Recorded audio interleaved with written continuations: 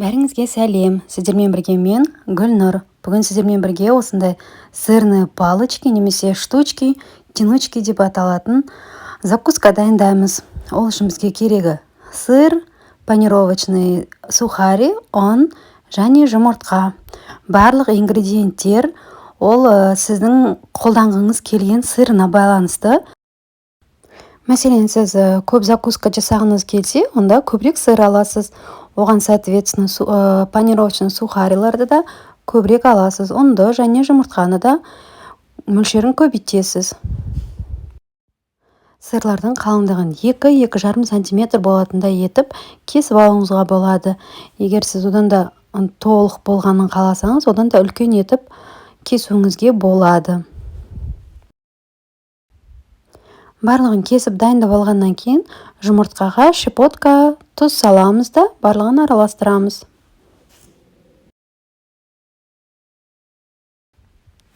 Енді тянучкаларымызды жасап бастаймыз. Ең бірінші ұнға аунатып аламыз. Артық ұнды сілкіп тастаңыздар. Өйткені жұмыртқаға аунатқан кезде жұмыртқа сіңбей қалады. Одан кейін панировочный сухариге айналдырып, доскаға бөлек жинап отырасыздар. Барлық сырларымызды осы тәсілмен жасап шығамыз. Онда да жұмыртқаны барлық углына дейін сіңуін бақылаңыз. Өйткені бір жеріне панировка жасалмай қалса, ол жерден сыр ағып кетуі мүмкін еріген кезде.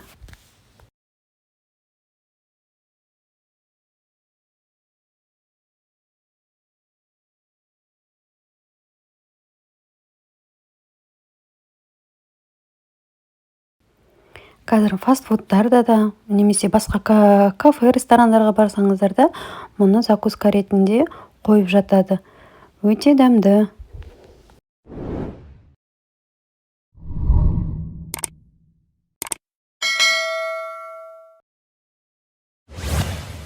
Барлығын осылай жасап алғаннан кейін майымызды қыздырып бастаймыз. Қуыру үшін мен күнбағыс майын алдым. Сіздер енді өз қалауларыңызша оливковый маслоға да қуыруға болады.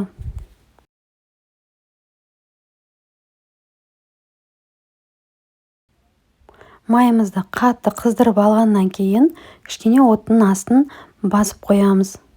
Одан кейін барып сырны палочкаларымызды салып, қызыл болғанға дейін қуырып аласыздар.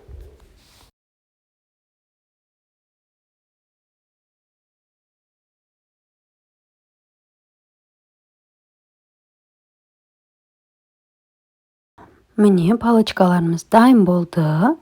Мен қатты қызыл болғанға дейін қуырдым, өйткені мен балаларым осылай жегенді ұнатады. Егер сіздер қызыл болғанын қаламасаңыздар, кішкене сарғайған кезде ала берулеріңізге болады.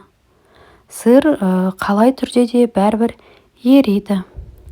Міне, неге ол штучка, тянучка деп аталады. Өте қатты созылады. Ал суыған кезде просто как сырные палочки. Ас болсын.